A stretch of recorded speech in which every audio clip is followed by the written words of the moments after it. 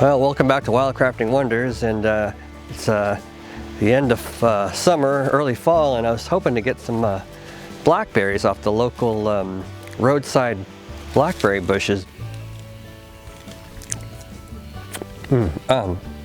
Man, so good. I'll tell you what, nothing like roadside blackberries. What in the heck is growing on these blackberries? Somehow wild hops have started growing on these blackberries, like using them as a trellis. This is amazing. Look at them. They are gorgeous.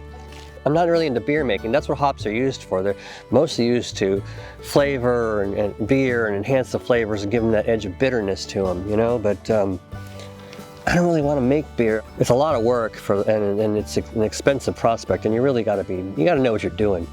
But there's got to be something else I can do with hops.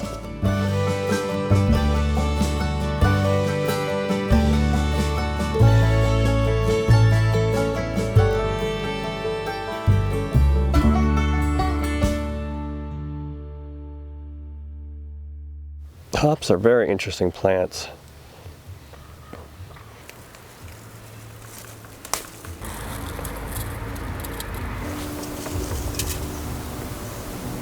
What we're looking at here is the hop flower, that whole body around of the hop that contains the aromatic ingredients.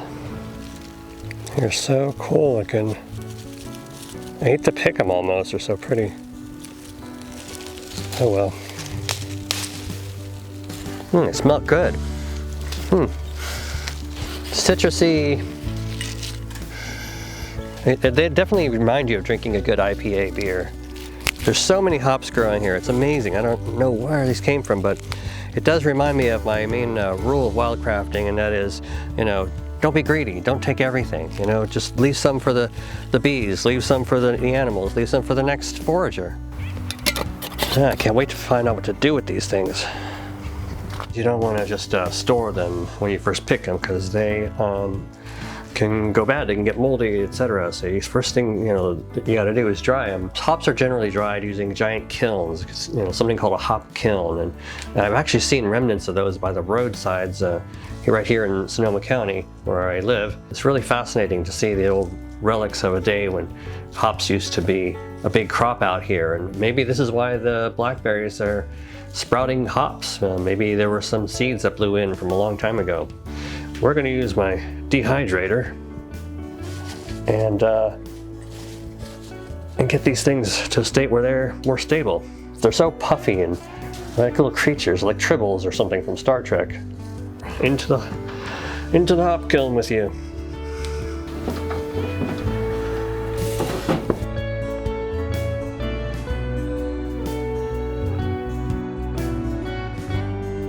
I'm gonna have to do a little more research about these hops, figure out what else I can do with them.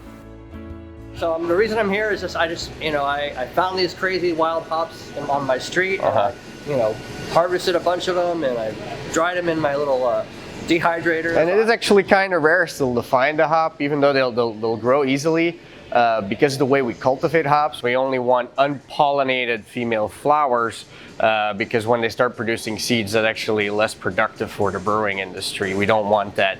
And they're also not as high in concentration of all those beautiful aromatics as well. Which means that there's really not all that many seeds to go around. And once in a while it will happen that a male will pop up somewhere and pollinate some female ones, and that's the only way that you'll actually find new spots of wild hops occur. What do brewers use hops for? So we throw them in our beer mostly to keep the beer from getting microbial infections. That was the original use for hops in beer. But nowadays, in the explosion of all the hoppy beers out here, especially in Sonoma County with all the IPAs, we mostly use hops for the aromas that we get out of them. And the interesting thing is that they're incredibly diverse from variety to variety. You can get fruity notes like apricot or citrus in some varietals, and in others you get peppery notes, and some you get really piney notes, especially in those old school West Coast hops like Cascade, Centennial, you get really piney notes.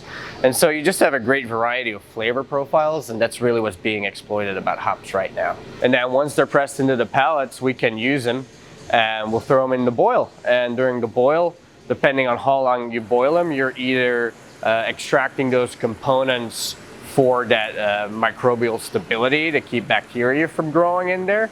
And if you boil them less, you're preserving more of the aromas and the flavors of the hop. And so that's why we add them at different stages along the brew to get a different kind of flavor profile out of them. With the styles that we make here at Cuvée, we make a lot of old school styles from back in Europe. And so I mostly use noble hop varietals that have been grown there for centuries. And so this one that I have here in my hand is one of them. This is Czech Saaz. Very common in Pilsners, for example. Just about every Pilsner is really made with Saaz. But I use it as well in my Belgian triple. And one thing about this type of hop is just it's very delicate. It's kind of floral in aroma and a little bit peppery, but not a lot. Whereas if you're going to make something like a classic American West Coast, you want a much bigger profile of a hop with that typical pine character, and then you also want more alpha acids. The alpha acids are the component in the hop that create that microbial stability, and so therefore you would pick one that has a high alpha acid content, for example, to just use it for that microbial stability. You just add it in the beginning of the boil. You want to extract all of that, but not necessarily the aroma. Well, why do you think people like that hoppy taste in IPA? I don't know. Yeah, from my perspective, I'm not the biggest hoppy beer guy. It's a great spice to use in beer to add flavor that's otherwise not present at all. And it is a beautiful natural pairing that we've used for hundreds of years. It doesn't have to be like before hops. We were brewing with spices 400 or 500 years ago. There was no hop in beer at all, and that it kind of just evolved its way in there.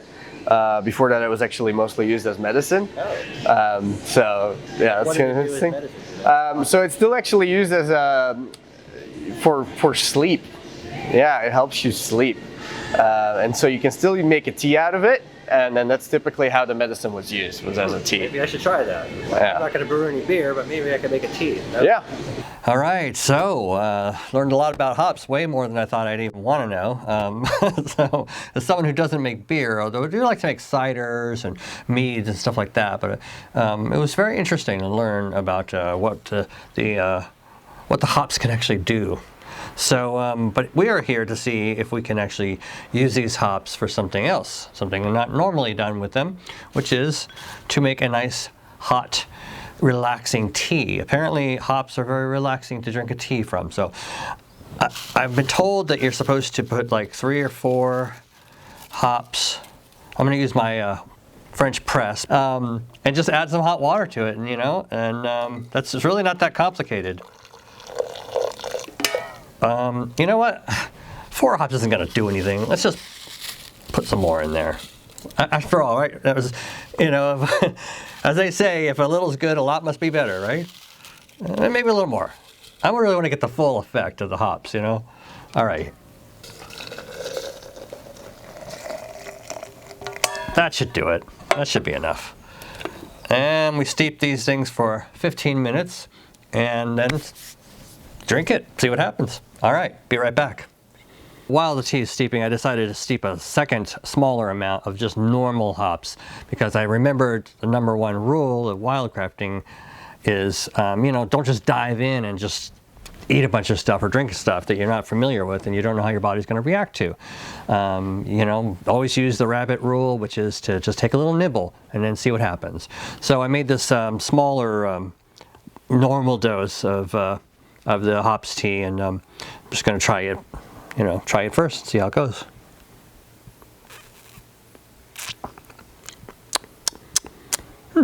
It's kind of mild. It's kind of just like a weak green tea almost. A little hint of bitterness in the background. I think I'll put a little honey in it just to make it a little more pleasant.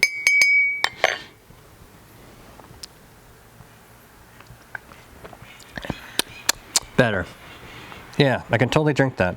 All right, so now we're just going to wait a few minutes, 15 minutes or so, and just make sure that my body reacts you know, normally to it. There's no allergic reactions or anything like that.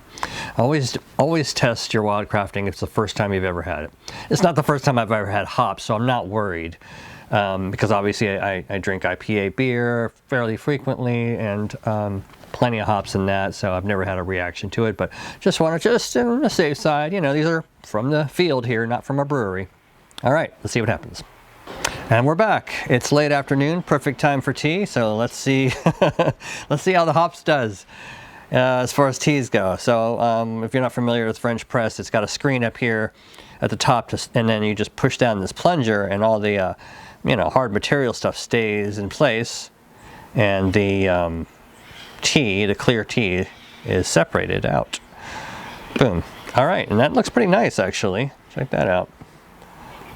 It's a nice rich color. Let's see how she tastes. Okay.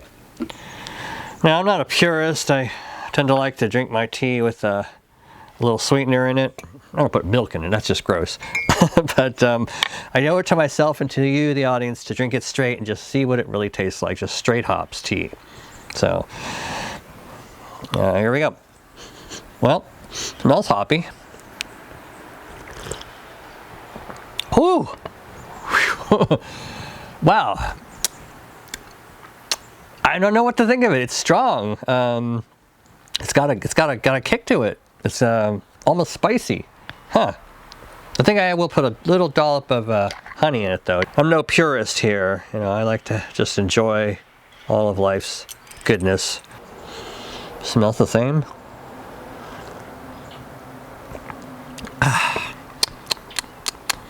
Better. So, I mean, hops is known for its bitterness. That's what the point of hops is for beer, is to add that little edge of bitterness to it, and more complex flavors.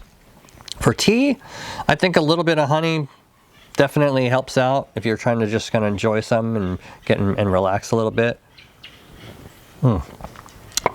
It's still kind of strong going down. I think I'm gonna get a little more honey in there. It's good for what ails you. I'll put hair on your chest, all right. So I want to say that I'm not sure about the calming effects.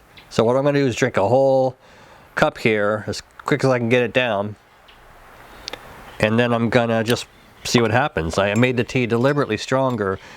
So I obviously, if you're doing this at home, you're not going to throw in a gigantic fistful of hops. You're going to put a few hops in and make a nice good tasting tea. But for the purposes of TV and folks back in the audience, I want to accelerate the process of calming. You know, I want to get to calm as fast as possible.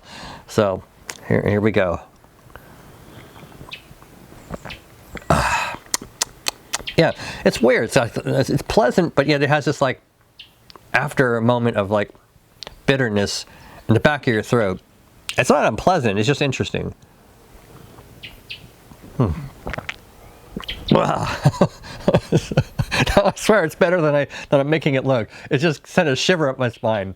That's weird. Another shiver. It's so weird. It's like, I don't know how to explain it. It's like, it's interesting. It's like, you got to try it for yourself. I don't know. I'm going to try to get the rest of this down and see what happens.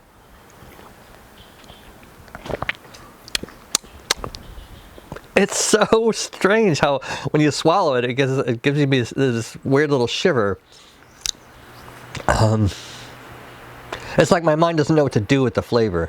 I think I'll just sit here and relax on the deck and get the rest of this tea in me, and then we'll come back in a few, maybe like 30 minutes, and see if it's had any effect at all.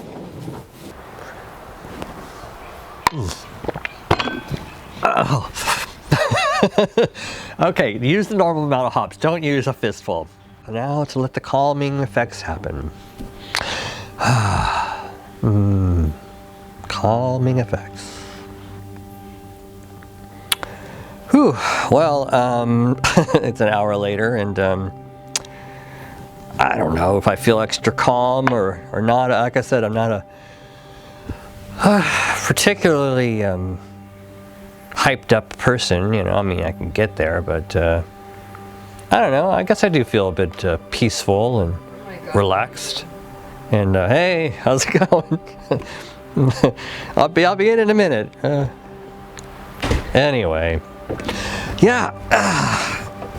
I mean, it's not a drug. It's not gonna, you know, drug you out or whatever. But maybe, you know, I mean, relaxation is kind of a state of mind. So maybe what it does is gives you a little like a hint to your brain that I want to be calm. So it's like, it's telling your body to calm. Because I really do feel pretty, you know, mellow. So I don't know. If you can find it wild, you know, these little interesting flowers.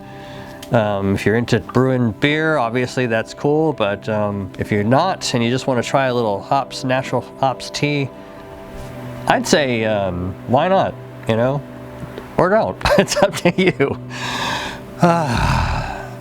Calm is good. Yeah. All right. All right, that's enough. See you next time on Wildcrafting Wonders. If you want to see more, of course, like and subscribe, but maybe consider supporting us on Patreon. Yeah, we just opened a new Patreon, and we have our very first patrons, Royce Williams, Justine Packard, Bill at Paradox Photography, Brian Altiker, and Cindy O'Connor down in LA. So thanks so much, guys. I really appreciate it.